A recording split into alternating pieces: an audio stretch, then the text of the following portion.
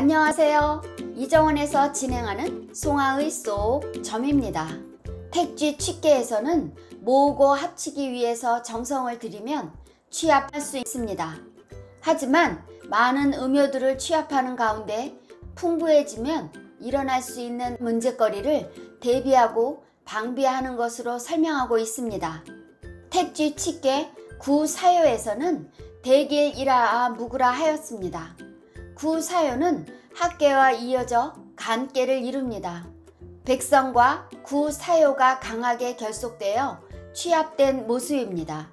구사요와 구오요가 양요이고 그 와중에 구사요가 백성과 더 가까우니 문제의 소지가 생김을 뜻합니다.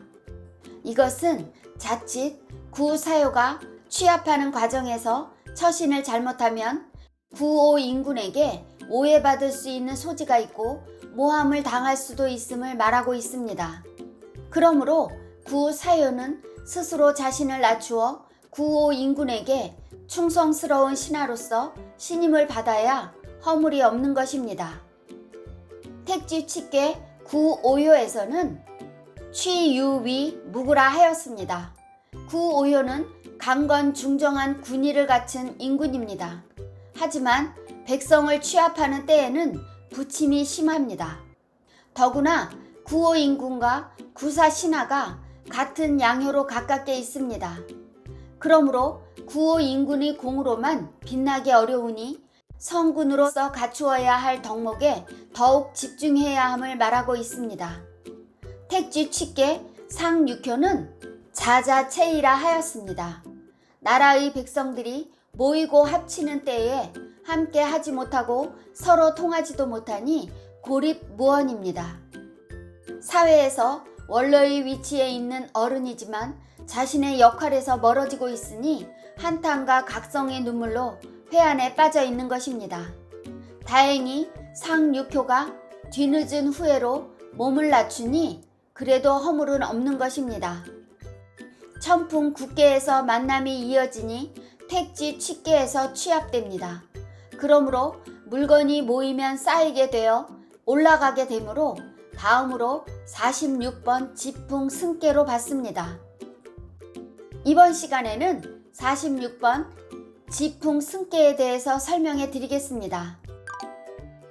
복희시의 46번 지풍 승계 괴상을 보고 문왕께서 승은 원영하니 용견호대하되 물 훑고 남정하면 길하리라.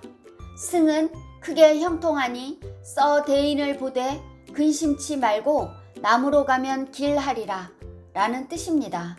지풍 승계는 학계는 손계이고 상계는 곤계입니다. 괴상처럼 땅속에 나무가 자라서 오르는 모습이니 괴 이름이 승이라 하였습니다.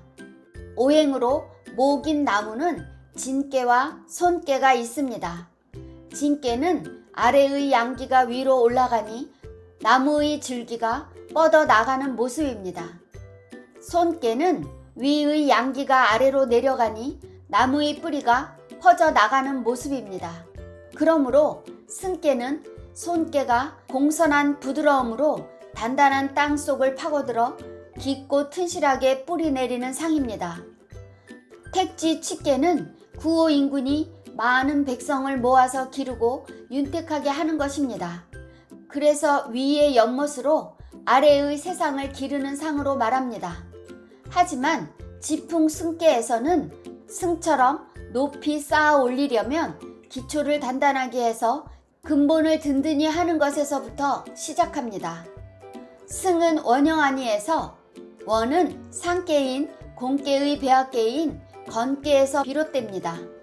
원영하니에서 형은 지풍 승계의 전체 괴상이 감계의 배합계인 리계에서 연유합니다. 이것은 학계의 손계가 공손하고 부드러운 처신으로 단단한 땅 속으로 파고들어 근본을 북돋으니 크게 형통할 수 있는 것입니다. 용견대인 호대는 구이효입니다. 그런데 아직은 땅 속에서 드러나지 않았습니다. 승하려면 대인인 구이효를 보고 써야 함을 말하고 있습니다. 물휼에서 쉴자는 걱정, 근심이라는 뜻입니다. 앞에 설명한 것처럼 전체 괴상이 감깨이므로 여기에서 비롯되었습니다. 하지만 감깨의 배합계가 릿깨이니 근심하지 말라고 한 것입니다. 남정은 문왕 8개에서 손깨와 곤깨 사이에 릿깨가 있습니다. 그래서 승하려면 남쪽인 리방을 거쳐야 합니다.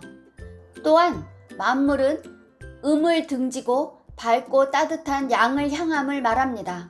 그러므로 남정은 길하다고 한 것입니다.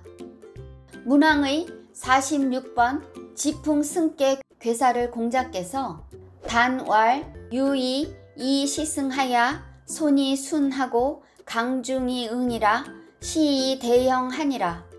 용견대인 물휼은 유경야이요 남정길은 지행야이라. 단에 가로되 유가 때에 올라가서 겸손해서 순하고 강한 것이 가운데 해서 응함이라. 이로써 크게 형통하니라. 용견대인 물휼은 경사가 있음이요 남정길은 뜻이 행함이라 하셨습니다. 유이 이 시승하야에서 유는 학계의 손깨나 곤깨가 모두 음을 주장하는 괴이니 부드럽다고 한 것입니다. 이 시승하야는 때를 따라서 부드러움으로써 음이 위로 올라가는 모습을 말합니다. 손이 순하고는 손깨의 덕이 공손하니 부드러울 수 있고 곤깨의 덕이 순하게 따르니 때를 따를 수 있습니다. 강중이응은 부드럽고 순하게 따르기만 해서는 오를 수 없습니다. 그래서 구이효의 강중한 신하와 유고인군이 응해야만 비로소 승할 수 있습니다. 손이 순하고 강중이 응하기 때문에 크게 형통한 것이니 시이 대형이라 하였습니다. 그래서 용견대인 물휼은 유경야이요는 구이효를 강중한 대인으로 보고 유고인군이 함께한다면 오르는데 근심하지 않아도 되는 것입니다. 그렇게 함으로써 모든 백성들은 성장하고 국가적으로는 발전하는 경사가 있게 되는 것입니다. 남정길은 지행이라는 밝은 곳, 즉 긍정적이고 사리에 바른 것에 뜻을 두고 행동한다면 뜻하는 대로 이루어짐을 말하고 있습니다. 모든 것은 뜻을 어디에 두느냐에 따라 이루어지는 결과가 그 뜻에 따르고 있음을 설명하고 있습니다. 복희씨의 46번 지풍승깨 괴상을 보고 공자께서 상왈 지중 생목이 승이니 군제 이하야 순덕하야 적소의 고대 하나니라. 상에 가로되 땅 가운데에서 나무가 나오는 것이 승이니 군자가 이로써 덕에 순해서 작은 것에 쌓아 크게 하느니라 하셨습니다.